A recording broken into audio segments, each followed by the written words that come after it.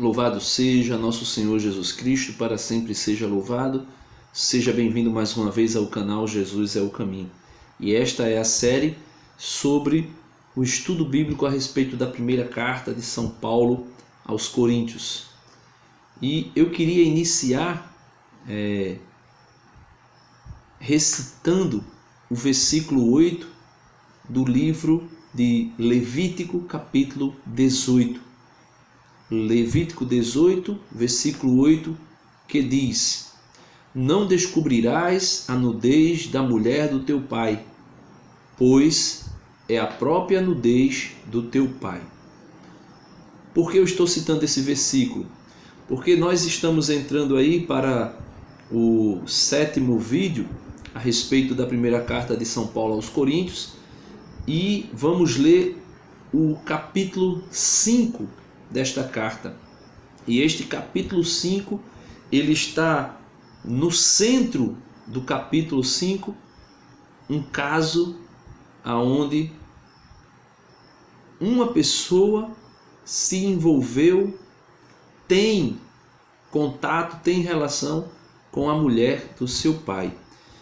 E esse capítulo 5 gira todo em torno disto. E é necessário nós percebermos o que o apóstolo Paulo está falando por meio desse capítulo, não somente para os coríntios, mas também para nós. Em nome do Pai, do Filho e do Espírito Santo. Amém.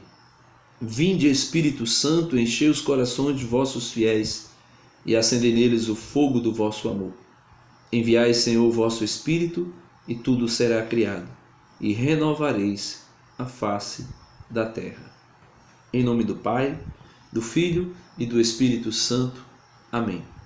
Meus amados irmãos, eu convido você a tomar sua Bíblia, aí no capítulo 5 da primeira carta aos Coríntios, e esse capítulo 5, ele está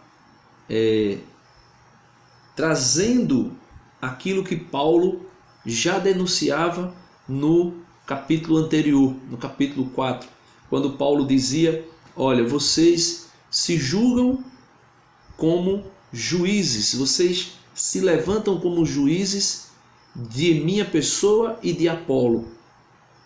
Paulo diz: a minha própria consciência não me julga e não me condena, mas mesmo assim eu não me considero inocente, né? A expressão que Paulo usa não é essa, mas ele diz: eu não me considero isento de julgamento, mas quem me julgará é o Senhor no último dia, né? No dia em que ele vier.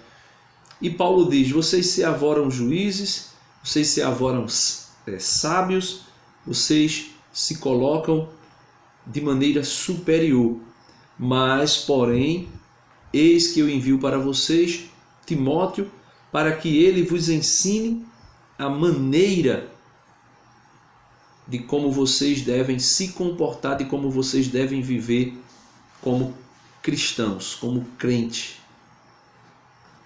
E no capítulo 5, Paulo inicia o capítulo dizendo assim: para os coríntios que se colocavam como pessoas superdotadas, podemos assim dizer, ele diz: só se ouve falar de imoralidade entre vós, e imoralidade tal que não se encontra nem mesmo entre os gentios.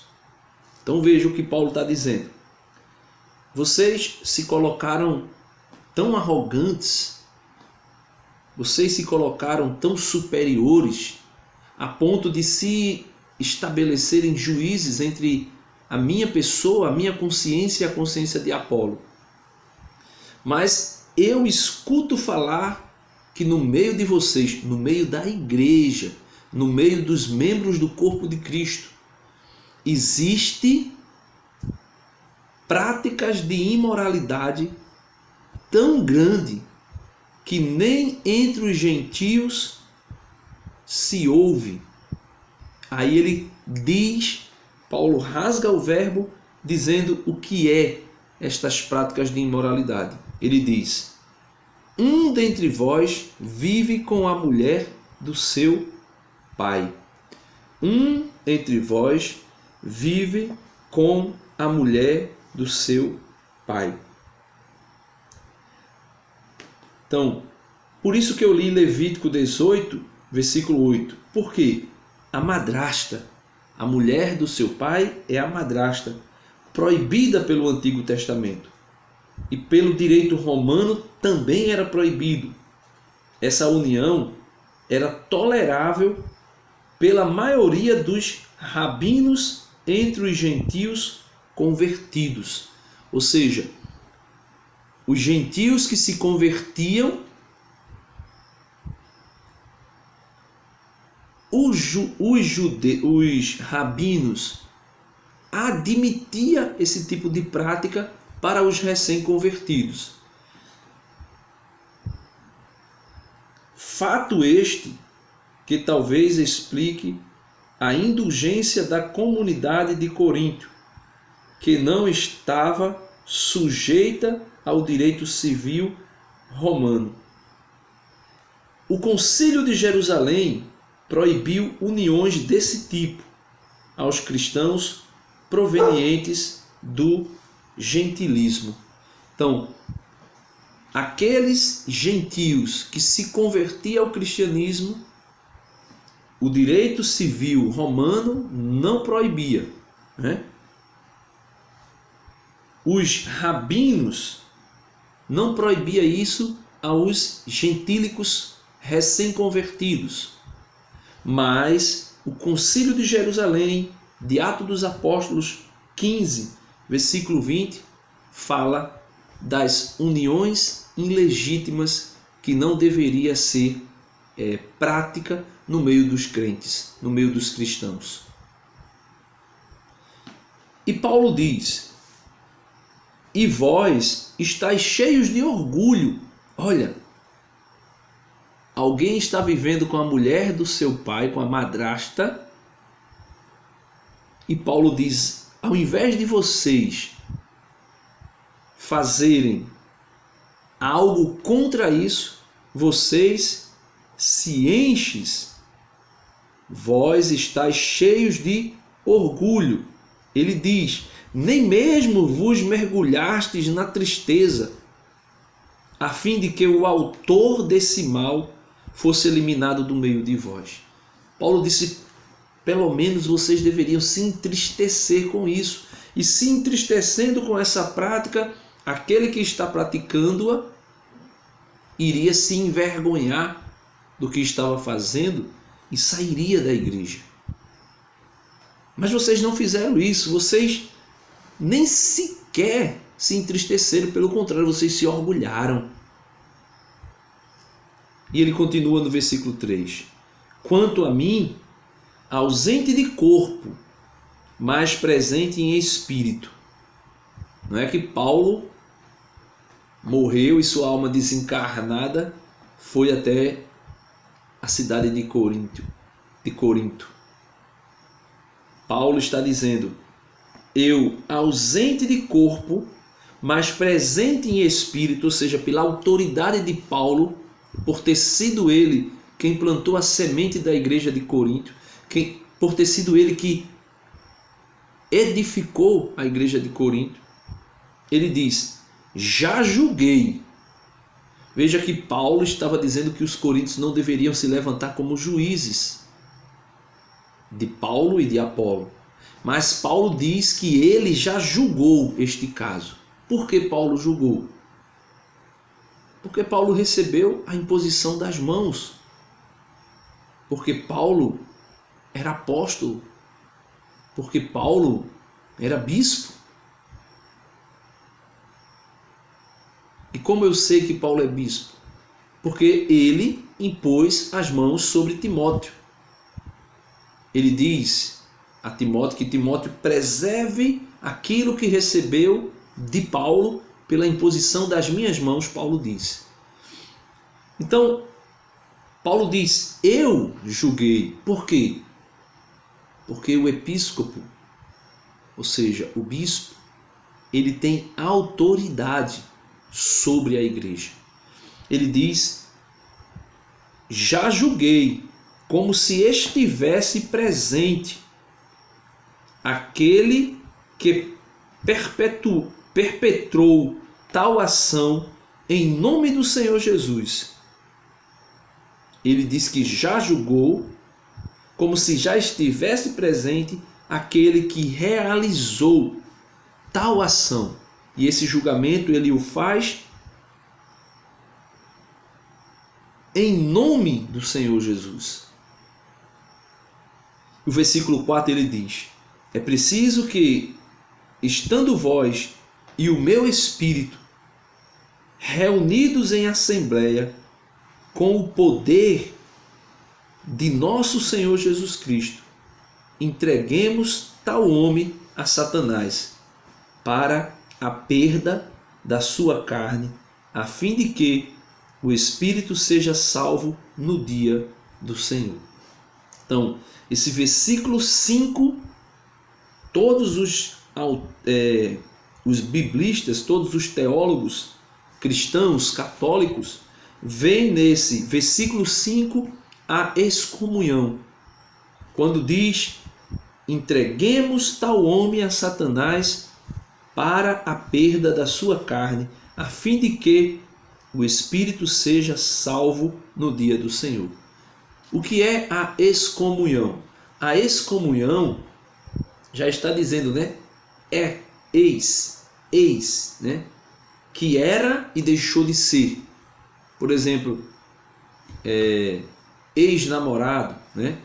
Ex-professor, ex-comunhão, ou seja, estava na comunhão, mas agora não está mais. É exterior à comunhão, está fora da comunhão. Foi excomungado. E quando a pessoa é excomungado, ele só poderia ser restituído, né? Levantado, né? Levantar a excomunhão, né? Ser trazido de volta à comunhão da igreja por um bispo. Só que, por exemplo, agora, nesse tempo que nós estamos vivendo, o Papa Francisco deu autorização para que os presbíteros, os padres, pudessem ouvir o pecado, ouvir a confissão daqueles que eram excomungados e reintroduzi-los de novo na igreja. Trazê-los de volta à comunhão. Né? E Paulo diz: por quê? Para que ele pereça na carne, para que a sua carne se perca, né? Satanás, para a perda da sua carne, e se a perda da sua carne não é para a sua morte física, mas que para que na carne, por meio do sofrimento, e quando diz entregar a Satanás, não é que Deus é um sadomasoquista que pega os seus filhos amados e entrega ao seu pior inimigo, né? Quando eu digo seu pior inimigo, não que Deus seja inimigo de Satanás, mas Satanás que se tornou pior inimigo, né? Porque o próprio Paulo diz que se nós formos infiéis, ele permanece fiel. Aí você pode dizer: Denis, mas nós, não é o caso dos demônios. Mas Deus continua ainda fiel na sua promessa de que permanecia fiel a todo aquele que, ainda que fosse infiel a ele. E como é que nós sabemos que Deus continua fiel à sua palavra? Porque ele mantém Satanás e todos os demônios no ser. Porque se Deus quisesse, Satanás e todos os demônios deixariam de existir. E eu vou falar algo aqui que pode até lhe chocar. Deus mantendo Satanás e os demônios na existência, no ser, isso é prova de que Deus ama Satanás e os demônios, mesmo como Satanás e demônios. E você pode dizer: Denis, e se eu não acredito nisso? A maior prova de amor de Deus para conosco é nos manter na existência. Porque Ele poderia, no estalar de dedo, fazer com que deixasse de existir todos os demônios e também todos aqueles que pecassem, e isso aí estaria incluso eu e você, porque nós pecamos todos os dias, nós somos infiéis constantemente. E ele diz, por meio de Paulo, escrevendo a Timóteo, mesmo que nós sejamos infiéis, ele permanece fiel, né? Então, essa excomunhão, essa entrega a Satanás é uma ação da providência divina de maneira misteriosa, onde nós não conseguimos entender. Mas acontece mais ou menos aquilo que Deus fez com Jó. Satanás disse, ele te é fiel porque ele tem tudo. E Deus vai e entrega Jó nas mãos de Satanás. Satanás tira tudo que ele tem, depois tira até a saúde de Jó. E Jó sendo provado, só que Jó não foi excomungado, né? Entenda. Eu estou dando um exemplo aqui de que quando se entrega a Satanás, nós podemos pensar que Deus está castigando a pessoa, que Deus está simplesmente revelando, podemos dizer assim, uma gana de ver a pessoa sofrer. Não, ele entrega a Satanás, porque Satanás, mesmo que ele não queira, ele é objeto nas mãos de Deus por meio da sua providência, e nós não entendemos o mistério da providência divina. Ele é instrumento de Deus para a salvação do homem ainda. Ainda é. A tentação não é para a nossa condenação. A tentação é para a nossa aprovação. Jesus foi levado ao deserto para ser tentado. Foi levado por quem? Por Satanás? Não. Jesus foi levado pelo Espírito Santo para o deserto para ser tentado por Satanás. E sendo tentado, ele é aprovado. E o apóstolo Paulo, escrevendo aos Coríntios, a gente vai ver um pouco mais à frente, ele vai dizer que nenhuma tentação é superior às nossas forças e forças humanas, e Deus ainda nos dá a graça e os meios de suportá-las e sairmos dela. Então, essa excomunhão é para a salvação. Tanto é que ele diz, né?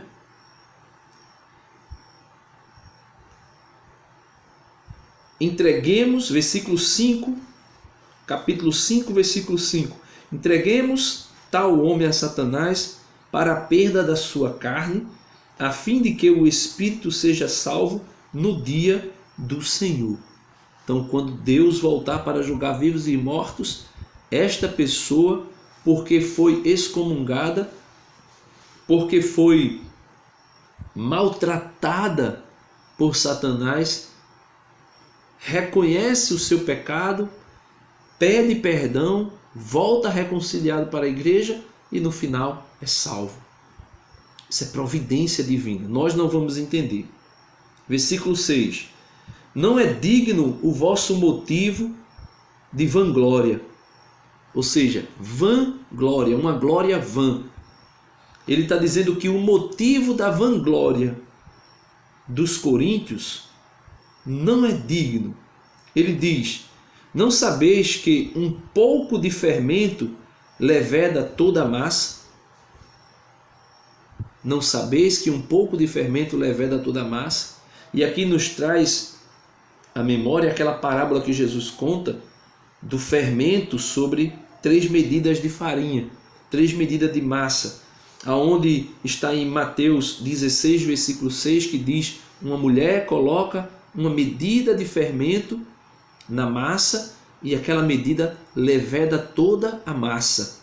Então Paulo está dizendo, não sabeis que um pouco de fermento leveda toda a massa? Aí ele diz, purificai-vos do velho fermento, para serdes nova massa. Purificai-vos do velho fermento, para serdes nova massa. Aquilo que Jesus disse aos seus apóstolos, acautelai-vos do fermento dos fariseus e dos saduceus. Ou seja, cuidado com os ensinamentos errados dos inimigos de Cristo. E ele está dizendo: purificai-vos do velho fermento, para serdes nova massa. Que velho fermento? O que era costume dos coríntios? Relações sexuais entre familiares, relações sexuais consanguíneas, que são proibidos pela igreja, que é proibido pelo judaísmo, que é proibido pelo próprio cristianismo e pela igreja hoje também é proibido. Então essas práticas velhas é o fermento velho que leveda toda a massa. Paulo diz: abstenham-se deles, desse fermento velho, já que sois sem fermento. Paulo diz: olha, o fermento velho, as práticas velhas, deixem de lado, abstenham-se delas. E a partir deste momento, assim que vocês deixarem o fermento velho de lado, vocês se tornarão pães sem fermento. E ele diz: pois a nossa Páscoa, Cristo, foi imolado. Celebremos, portanto, a festa não com velho fermento, nem com fermento de malícia e perversidade, mas com pães asmos, na pureza e na verdade. Aí o apóstolo Paulo faz isso, essa comparação do fermento velho que é jogado fora, do pão com fermento que é tirado. Isso tudo está na Páscoa do antigo Israel. Paulo vai sempre trazendo o seu conhecimento da lei, da Torá, para colocar uma visão nova naquilo que é os ensinamentos de Jesus. Não que Paulo venha, vamos dizer que complementar o que Jesus ensinou. Não. Paulo vem trazer uma nova maneira de interpretar não somente o que foi dito por Jesus, como também tudo aquilo que está na antiga aliança, que era um sinal, que era uma tipologia daquilo, uma sombra daquilo que seria a nova aliança em Jesus Cristo. Então, ele diz que, versículo 7, pois nossa Páscoa, Cristo foi imolado. Cristo é o novo Cordeiro. Vamos ver como se celebrava a antiga Páscoa. Na Páscoa, segundo o rito judaico, fazia-se desaparecer todo o pão fermentado que se encontrasse em casa. Isso está em Êxodo 12, versículo 15. O pão velho, o pão com fermento, era tirado de dentro de casa. Aí Paulo está dizendo aos coríntios: tirai o fermento velho do vosso meio, ou seja, as imoralidades sexuais e outras práticas. Tirai esse pão com fermento, afastai-vos de vós. Depois ele diz: para que sejas nova massa, que sois sem fermento, ou seja, pães asmos, que eram comidos com o cordeiro que era imolado. E ele diz: quem é o cordeiro? Pois a nossa Páscoa, Cristo, foi imolado.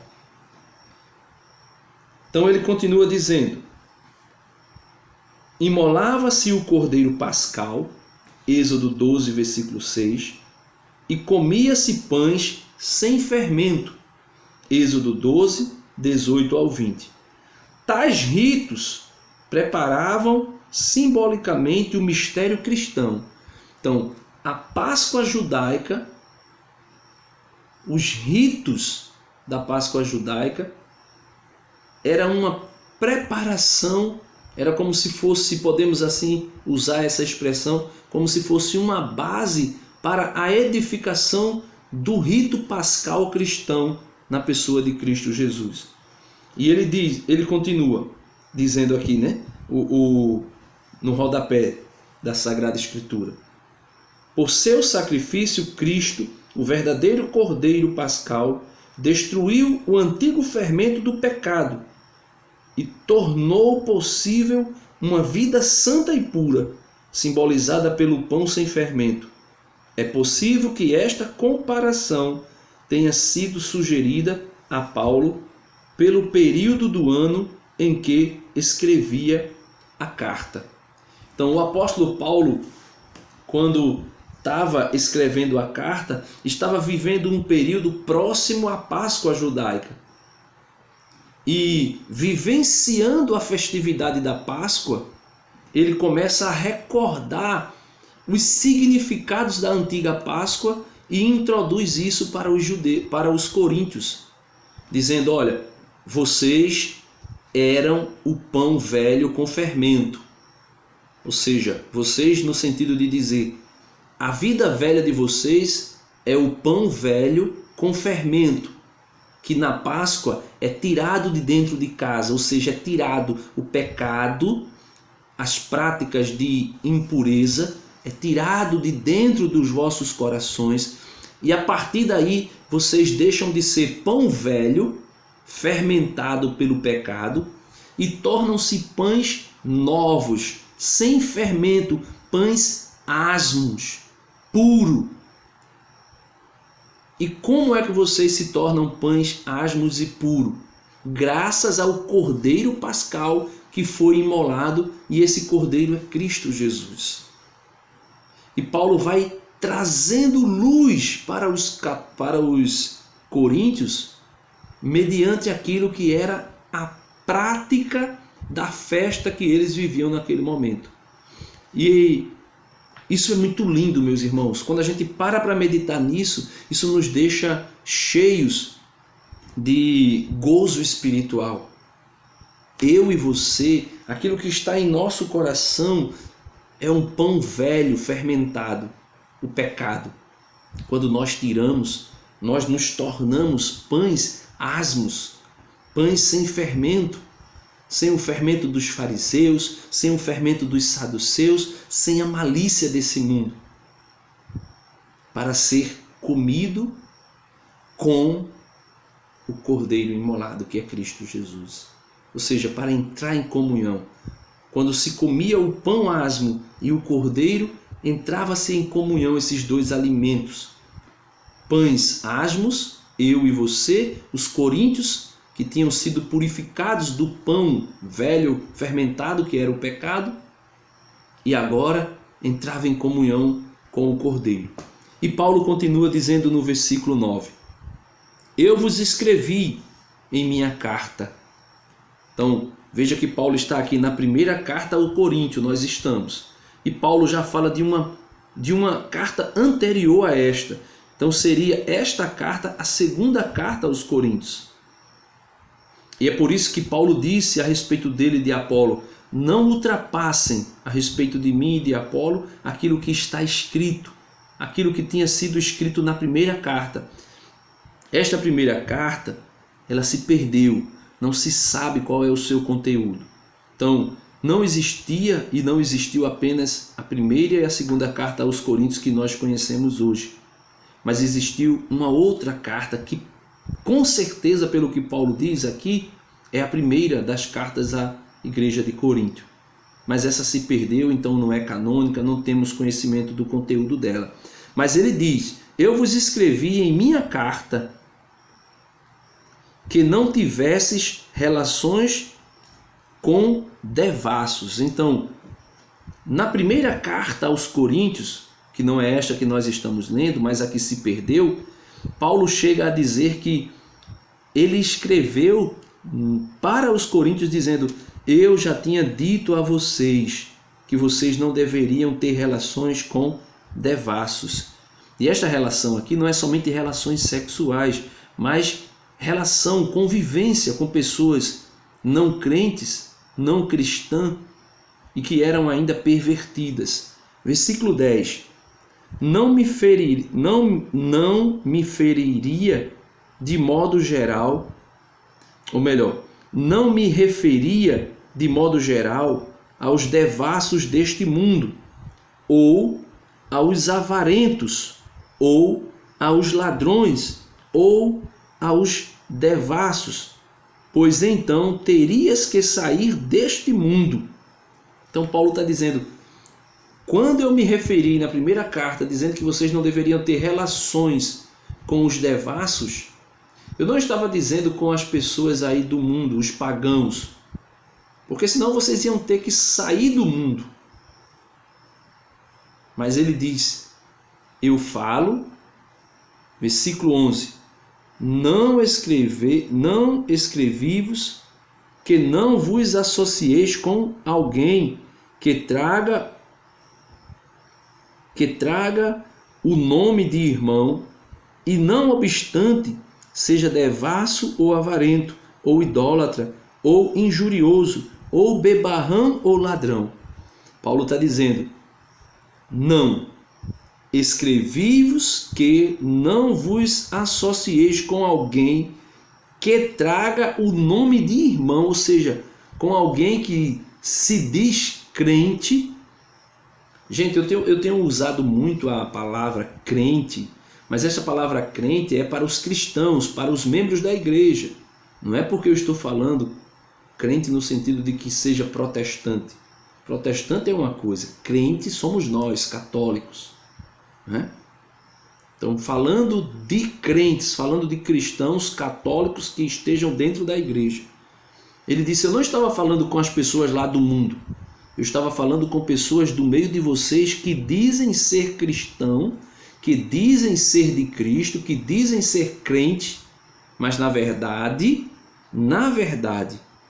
são avarentos, devassos, idólatras, injuriosos, bebarrão e ladrões.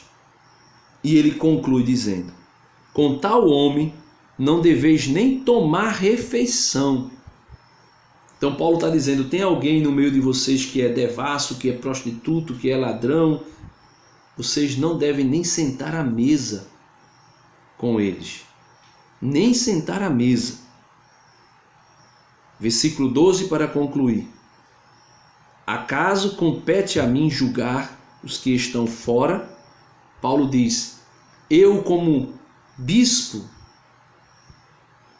compete a mim julgar quem está fora da minha jurisdição, quem está fora da igreja? Compete a mim julgar os pagãos? Não. Não são os de dentro, não. São os de dentro que vos tendes de julgar, que vós tendes de julgar. Ora, os de fora, Deus os julgará.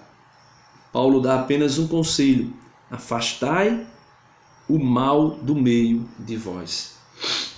Então, meus amados irmãos, veja esse capítulo 5 da primeira carta de Paulo aos Coríntios. Quanta imundície, quanta sujeira, a ponto de um jovem ter relações sexuais com a esposa do seu pai, com a madrasta. E Paulo está dizendo, olha, vocês estufavam o peito e se arrogavam em dizer que eram sábios, que eram justos, que eram santos e que se atreveram até julgar Apolo e a mim. Vocês estão vivendo coisas que no meio dos pagãos, no meio dos gentios, não se ouve dizer que existem. Portanto, meus amados irmãos, esta primeira carta aos Coríntios traz para nós grandes reflexões de como nós estamos vivendo, como nós estamos agindo, o que nós estamos fazendo e para onde nós estamos caminhando. Deus abençoe você. Em nome do Pai, do Filho e do Espírito Santo. Amém. Não se esquece, dá uma curtida no vídeo, se inscreva aqui no canal, compartilhe esse vídeo com teus amigos. Dê o seu like, mas também pode dar o seu dislike. deixa aí os comentários, se tem alguma coisa que eu falei que não está em comunhão com a igreja, me mostre aí, né, onde eu falei. Se houver algum erro, eu me retratarei e trarei aquilo que é a voz da igreja e não a minha. Deus abençoe você.